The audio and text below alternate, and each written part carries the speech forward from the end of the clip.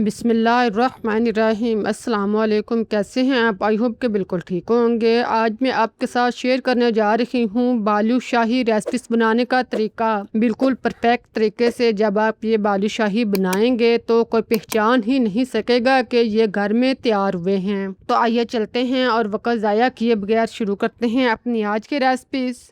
اس کے لیے ہمیں چاہیے میدا 350 گرام۔ آپ چاہیں تو میدا اپنی مرضی سے کم یا زیادہ بھی لے سکتے ہیں۔ اس کو چھان کر صاف کر لیں۔ پھر آپ اس میں 1 چمچ بیکنگ پاؤڈر شامل کر لیں۔ آدھا چمچ آپ نمک ڈال لیں۔ ساتھ میں آپ دہی 2 چمچ شامل کریں یا 1 بڑا چمچ ڈال لیں۔ آدھا کپ آپ گھی یا آئل ڈال لیں۔ اگر گھی استعمال کر رہے ہیں تو اس کو ہلکا سا گرم کر لیں اور اس کو اچھی طرح مکس کریں۔ ان ساری چیزوں کو اچھی طرح مکس کریں۔ دہی ڈالنے سے ریسپی جو ہے وہ پرفیکٹ اور مزے کی بنیں گی اور بہت ہی بہترین ذائقے کے ساتھ تیار ہوگی۔ اس طرح سے آپ اس کو اچھی طرح مکس کریں۔ پھر آپ اس میں آدھا کپ پانی شامل کریں۔ پانی آپ آہستہ آہستہ اس میں لگاتے جائیں اور اس کو گوندھتے جائیں۔ آپ کو اس سے زیادہ پانی کی ضرورت نہیں پڑے گی، بلکہ اس سے بھی کم پانی میں یہ آٹا جو ہے وہ تیار ہو جائے گا۔ اس کو آپ اکٹھا کر لیں۔ اس طرح سے آپ آٹے کو اکٹھا کریں، لیکن اس کو آپ گوندیں نہیں۔ اس کو آپ اچھی طرح اکٹھا کریں۔ اس طرح سے آپ آٹے کو تیار کریں۔ اس کو تیار کرنے کے بعد آپ اس کو تھوڑی دیر کے لیے چھوڑ دیں۔ اس کو آپ نے عام آٹے کی طرح تیار نہیں کرنا، اس کو گوندنا نہیں ہے، اس کو بس الگ الگ ٹکڑوں میں اکٹھا کرنا ہے اور اکٹھا کر کے آپ نے اس کو چھوڑ دینا ہے۔ لیکن خیال رہے کہ اس کے اندر خشک آٹا نہ ہو۔ سارا آٹا جو ہے وہ اچھی طرح میش کریں اور اس کو آپ گیلا کر لیں۔ پھر آپ اس کو ہاتھ کے ساتھ توڑ لیں۔ اس طرح سے آپ اس کو 2-3 دفعہ توڑیں۔ اس سے ریسپی جو ہے وہ بہت ہی بہترین اور اچھی فرائی ہوگی۔ اس کو توڑنے کے بعد اب آپ اسے اکٹھا کریں اور اسے آپ ڈھانپ کر 10 سے 15 منٹ کے لیے ایک سائڈ پر رکھ دیں۔ اتنی دیر ہم اس کے لیے چاشنی بنا لیتے ہیں۔ اس کے لیے آپ 1 کپ چینی لیں، یا آپ اگر بالو شاہی زیادہ بنا رہے ہیں تو آپ چینی بھی زیادہ ڈال سکتے ہیں۔ ادھر آپ 1 کپ چینی لیں، اس میں آپ 1 کپ پانی شامل کر لیں۔ آپ پانی کی مقدار جو ہے وہ تھوڑی کم بھی رکھ سکتے ہیں۔ اس کو آپ اچھی طرح مکس کریں یہاں تک کہ چینی جو ہے وہ اچھی طرح پگھل جائے۔ پھر آپ اس میں خوشبو اور ذائقے کے لیے 2 سبز الائچی شامل کریں۔ ساتھ میں آپ چٹکی بھر ریڈ فوڈ کلر شامل کر لیں۔ اگر ریڈ نہیں ہے تو آپ زردہ ڈال لیں۔ اگر دونوں نہیں ہے تو آپ چھوڑ بھی سکتے ہیں۔ چند ڈلی آپ زعفران کے بھی اس کے میں شامل کر سکتے ہیں۔ اس کو آپ اچھی طرح مکس کریں۔ اب آپ اس کو پکنے دیں یہاں تک کہ چاشنی جو ہے وہ تیار ہو جائے، لیکن خیال رہے کہ اس کو آپ نے زیادہ گاڑھا نہیں کرنا، اس کو آپ نے عام چاشنی کی طرح تیار کرنا ہے۔ جب چاشنی جو ہے وہ بوائل ہونا شروع ہو جائے اور ہاتھ کے ساتھ چپکنا شروع ہو جائے تو آپ چولہا بند کر دیں۔ اس کو آپ ڈھانپ کر ایک سائڈ پر رکھ دیں تاکہ یہ ٹھنڈی نہ ہو۔ اب آپ دیکھیں کہ 10 سے 15 منٹ کے بعد آٹا جو ہے وہ سیٹ ہو چکا ہے۔ اس کو آپ گوندیں نہیں، ہاتھ کے ساتھ اس کو 2-3 دفعہ توڑ لیں۔ اب آپ کو آٹے کے اندر تہیں بنی ہوئی نظر آئیں گی۔ اس طرح سے آٹا جو ہے وہ بالو شاہی کے لیے بہترین تیار ہوگا، لیکن اگر آپ اس کو گوندیں گے تو بالو شاہی جو ہے وہ اچھے تیار نہیں ہوں گے۔ اس طرح آپ اس کو 2-3 دفعہ میش کرنے کے بعد توڑنے کے بعد آپ ہاتھوں پہ ضرورت محسوس ہو تو تھوڑا سا آئل لگا لیں اور آپ تھوڑا سا امیزا لے کر اس کو دونوں ہاتھوں پہ گھمائیں، لیکن خیال ہے کہ اس کو آپ نے زیادہ ٹائٹ کر کے نہیں گھمانا۔ اس کو آپ نے 2-3 دفعہ گھمائیں اور اس کے اندر آپ ہلکا سا سوراخ بنا لیں۔ اس طرح سے آپ بالو شاہی جو ہے وہ تیار کریں۔ اس طرح سے آپ آسانی کے ساتھ بالو شاہی جو ہیں وہ بنا سکتے ہیں۔ ان کے سائز جو ہے وہ آپ اپنی مرضی کے مطابق چھوٹا یا بڑا بھی رکھ سکتے ہیں۔ آپ اپنی مرضی کے سائز کے مطابق بالو شاہی جو ہیں وہ تیار کر لیں۔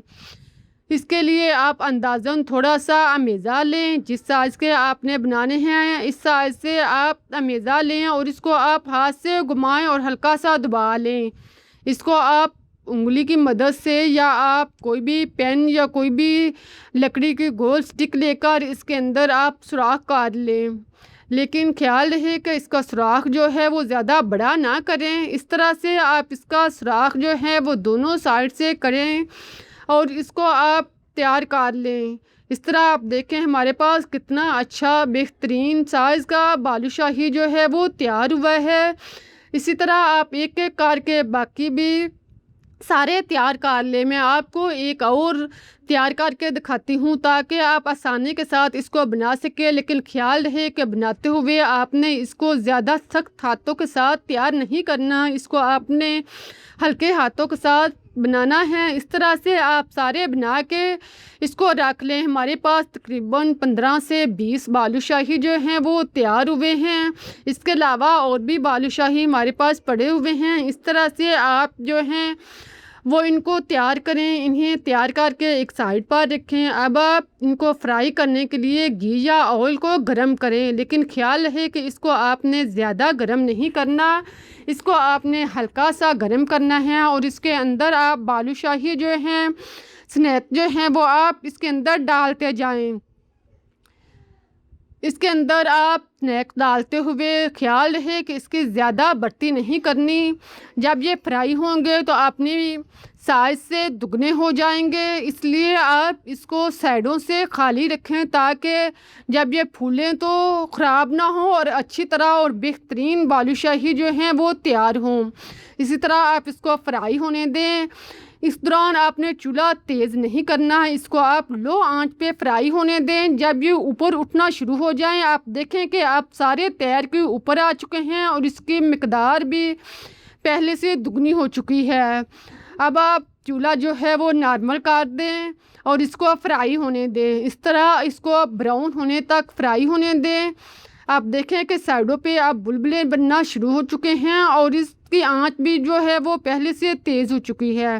اس طرح سے آپ اس کو بہترین طریقے کے ساتھ اسے فرائی کریں۔ جتنا آپ اس کو اچھے طریقے سے فرائی کریں گے اتنا ہی میٹھا جو ہے وہ بہترین اور لذیذ تیار ہوگا۔ اس طرح جب ایک سائڈ سے براؤن ہو جائیں تو آپ ان کی سائڈ کو چینج کریں اور دوسری سائڈ سے بھی ان کو براؤن ہونے دیں۔ آپ دیکھیں کہ کتنے اچھے اور بہترین بالو شاہی جو ہیں وہ تیار ہوئے ہیں، اتنے ہلکے ہیں کہ سائڈ چینج کرتے ہوئے بھی وہ ان کے سائڈ جو ہیں وہ آسانی سے چینج نہیں ہو رہی۔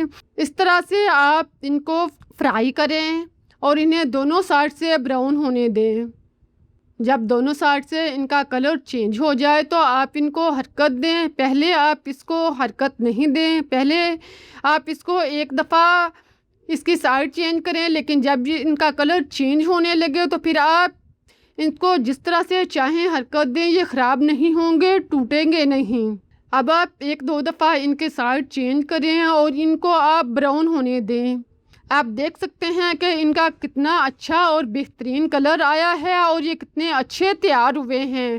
آپ دیکھیں کہ یہ دیکھنے میں ہی کتنے اچھے لگ رہے ہیں، یقین کریں کہ یہ اندر تک بہت ہی بہترین تیار ہوں گے۔ اگر آپ چاہتے ہیں کہ آپ کی ویڈیو جو ہے، آپ کی ریسپیز جو ہے وہ پہلی ہی دفعہ بہترین تیار ہو تو آپ ویڈیو کو اچھی طرح دیکھیں اور اس کو آپ آخر تک دیکھیں۔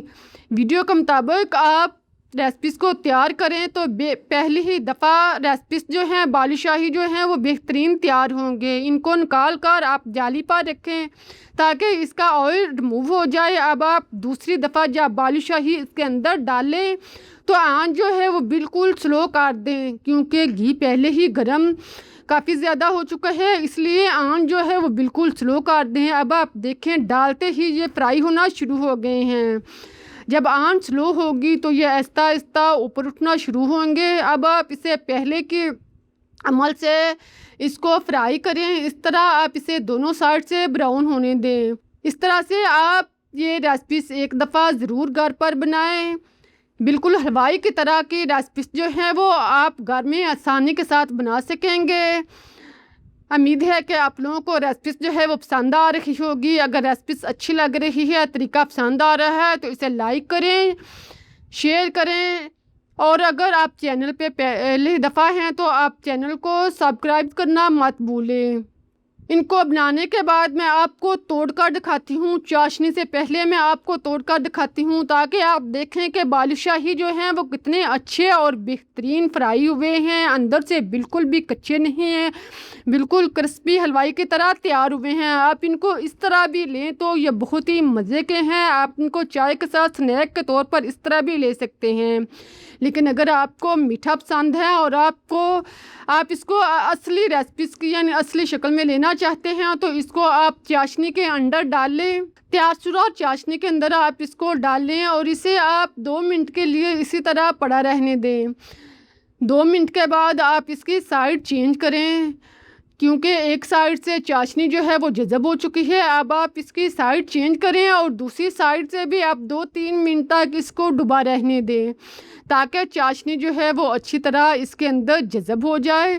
اسی طرح آپ 5-6 منٹ تک اس کو اس کے اندر ڈبا رہنے دیں. اس طرح سے اتنے اچھے اور بہترین بالوشاہی تیار ہوں گے کہ آپ جو بھی کھائے گا وہ پہچان ہی نہیں سکے گا کہ آپ نے گھر میں بنائے ہیں. آپ دیکھیں کہ کتنے اچھے اور بہترین لگ رہے ہیں, شکل سے ہی کتنے اچھے لگ رہے ہیں, ذائقے میں اس سے بھی کہیں زیادہ مزے کے ہیں. آپ باقی بالوشاہی بھی آپ اس میں ڈال کر اس کو اچھی طرح چاشنی میں رول کر لیں, پھر آپ اس کو نکال لیں. جب یہ چاشنی جو ہے جذب کر لیں تو آپ اس کو نکال لیں. آپ دیکھیں کتنے اچھے اور بہترین بالوشاہی جو ہیں وہ تیار ہوئے ہیں. اس کو آپ بنا کے خود کھائیں, بچوں کو دیں, مہمانوں کو دیں. مہمان پہچان ہی نہیں سکیں گے کہ آپ نے یہ گھر میں بنائے ہیں یا بازار سے لے کے آئے ہیں. اس کو خوبصورت یا ڈیکوریٹ کرنے کے لیے آپ اس کے اوپر بادام, پستہ جو بھی آپ کے پاس ہے وہ آپ اس کے اوپر لگائیں. آپ دیکھیں کتنا اچھا بہترین بالوشاہی تیار ہوا ہے. آپ ریسپیز انجوائے کریں. مجھے اجازت دیں, پھر ملتے ہیں ایک نئی مزیدار ریسپیز کے ساتھ. تب تک کے لیے اللہ حافظ. اللہ ہمیشہ آپ کو خوش آباد اور مسکراتا رکھے.